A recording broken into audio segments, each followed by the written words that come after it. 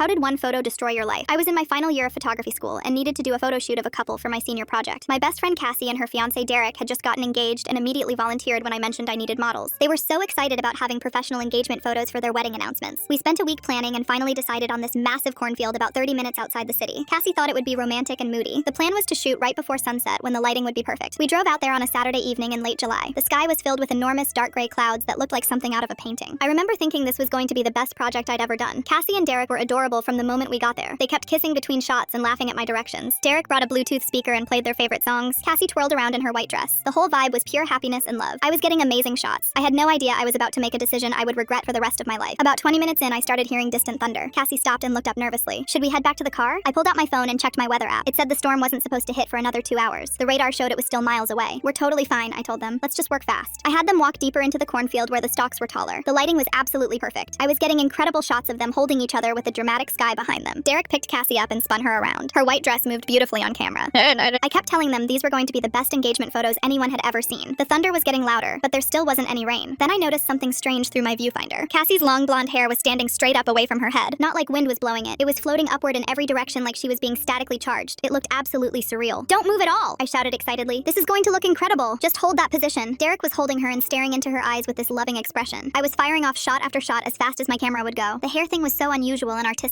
I thought it was some atmospheric phenomenon that would make my portfolio stand out. I took maybe 15 photos in those few seconds. I was so focused on getting the perfect shot that I didn't realize I was staring at a warning sign. Then there was a sound louder than anything I'd ever heard in my life. Blinding white light everywhere at once. The force threw me backward and I hit the ground hard. My ears were ringing. I couldn't see anything except bright spots. When my vision finally cleared, I looked toward where Cassie and Derek had been standing. They were both on the ground. Cassie was screaming. Derek wasn't moving at all. His skin was completely black and charred. There was smoke rising from his body. The smell hit me and I started gagging. I stumbled over to them in shock. Cassie was sobbing and shaking him. Wake up! Derek, please wake up! I called 911 with shaking hands. The operator asked what happened and I couldn't form words. She told me to check if he was breathing. He wasn't. She walked me through CPR, but I could tell it wasn't working. The ambulance took 20 minutes to reach us. When the paramedics arrived, they took over, but I could see in their faces it was hopeless. One of them told me Derek had been struck directly by lightning. The electrical shock had stopped his heart instantly. They pronounced him dead right there in the cornfield. Cassie completely fell apart. She wouldn't let go of his body. They had to physically pull her away. 2 weeks later, I was going through the photos from that day. When I got to the shots right before the strike, I stopped. Cassie's hair standing on end looked eerie and terrifying instead of artistic. I googled it. Hair standing straight up like that means the electrical charge in the air is building right before a lightning strike. It's one of the major warning signs that you need to get to safety immediately. I'd seen the warning clear as day through my camera lens. Instead of telling them to run, I told them to stay perfectly still so I could get better photos.